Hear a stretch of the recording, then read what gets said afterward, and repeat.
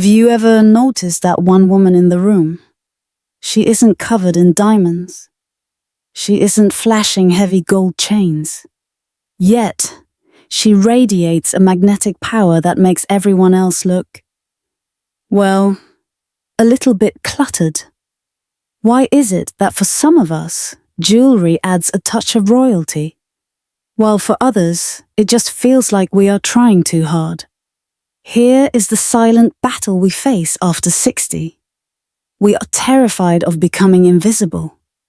So, we instinctively add more. More sparkle, bigger stones, louder pieces.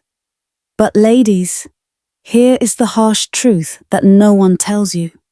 Sometimes, the harder you try to look young through your jewelry, the older and more weighed down you actually appear. True elegance at our age isn't about the price tag or the carat size. It comes from what I call the code of silence. It is not about shopping. It is about editing. It is the art of subtraction to reveal the woman underneath. Today, I'm going to reveal 6 jewelry secrets that old money women have known for generations. Secrets that will instantly lift your look and restore your confidence. And I warn you, secret number 6 is something you probably have in your drawer right now, but are using completely wrong. Are you ready to stop decorating yourself and start celebrating yourself? Let's unlock the first secret. It begins with a whisper. Let's dive right into our first secret. Something I like to call the power of the whisper. You know, there is a fascinating paradox in the psychology of style that not everyone realizes. The louder your jewelry shouts, the less people actually see you. On the contrary, simplicity creates a gravitational pull that is simply irresistible. Instead of wearing heavy, chunky bracelets that feel like shackles on our wrists, trying to hide the passage of time, truly sophisticated women often reach for the tennis bracelet. Why this specific piece? Imagine a continuous, fluid line of light embracing your wrist. When you raise a glass at a dinner, party, or simply gesture while speaking, it doesn't clank around noisily. It just catches the light, softly dancing with your every move. Coco Chanel once said, "Elegance is when the inside is as beautiful as the outside. A delicate row of stones, whether they are diamonds or high-quality simulants, acts like a whisper of authority. It tells the world, I am confident enough that I don't need to scream to be heard." Now that we understand the power of subtlety, we need a complete mindset shift in how we get ready in the morning. This brings me to secret number 2. Build your look from the heart. Most of us have this habit of picking out our clothes first, and then frantically searching for a necklace that fits the neckline. That is a fill-in-the-blank mentality. But true style icons, they do the reverse. They choose the jewelry first. Why? Because fashion changes with the seasons, but jewelry holds our memories. I have a dear friend, Catherine. Every time I see her, she's wearing this vintage butterfly brooch. She told me, "I always put this pin on first because it was a 30th anniversary gift, and only then do I find a cream sweater to serve as its canvas." When you do this, you aren't just getting dressed. You are wearing your story. Your entire demeanor shifts from someone just wearing clothes to a woman who cherishes her life's journey. And believe me, that energy is far more captivating than any designer label. However, no matter how meaningful a piece is, it needs a harmonious backdrop to truly shine.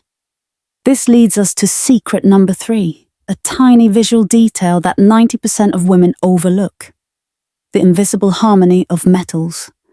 Our brains are wired to love order. Even a little bit of visual clutter can make an outfit feel off or cheap, even if we can't quite put our finger on why. Take a look at your handbag. Does it have gold hardware or a silver chain? If your bang has gold accents, try to stick with gold-toned jewelry. If it's silver, pair it with platinum or white gold. This clash of metals creates unnecessary visual noise. Of course, mixing metals is an art form, but if you are looking for the quickest, most foolproof path to looking polished and expensive, then coordination is your best friend. Speaking of polished, we simply must talk about pearls. There is this terrible myth floating around that says pearls add 10 years to your look.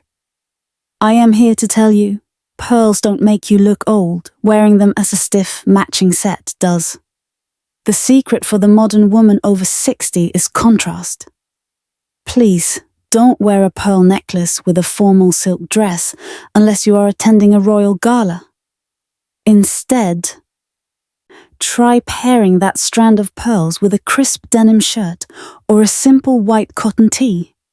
The mix of the pearl's luster against the rough, everyday texture of denim creates a look that is incredibly fresh, dynamic, and youthful. Also, consider looking for Baroque pearls, those with organic, irregular shapes. They are a beautiful metaphor for us at this stage of life. Not perfectly round like a doll's necklace, but unique, one of a kind, and full of character. Beyond shape, the size of the stone is a psychological trap we need to dismantle. Secret number 5 is a rule that goes against the grain. The wiser the woman, the more refined the stone. Many people think that as our skin begins to show fine lines, we need to wear huge, blinding rocks to distract the eye. But the harsh reality? Oversized, overly bright stones act like floodlights. They can cast harsh shadows and actually highlight the very things we might want to soften. Remember the golden rule. Less is more. A pair of high-quality diamond studs, small but with perfect clarity, will cast a soft illumination onto your face. It brightens your complexion rather than over-tickering it. Refinement shows that you are full and at peace on the inside. You have nothing to prove to anyone by the size of a rock. And finally, secret number 6. If you want a touch of artistic flair to show your personality, go rediscover those brooches. Don't let your grandmother's heirlooms sit in the dark just because you think they are dated. They only look dated if you pin them on a lapel in the traditional way. Let's get creative. Make it your signature. Try pinning a vintage brooch onto the sash of a black dress to cinch the waist, or pin it onto a silk scarf tied loosely around your handbag handle. When you use a brooch in a new way, it's no longer an old relic. It becomes a bridge between the past and the present. It shows the world that you are a woman of taste who honors her history, but is still very much alive and vibrant in the modern world.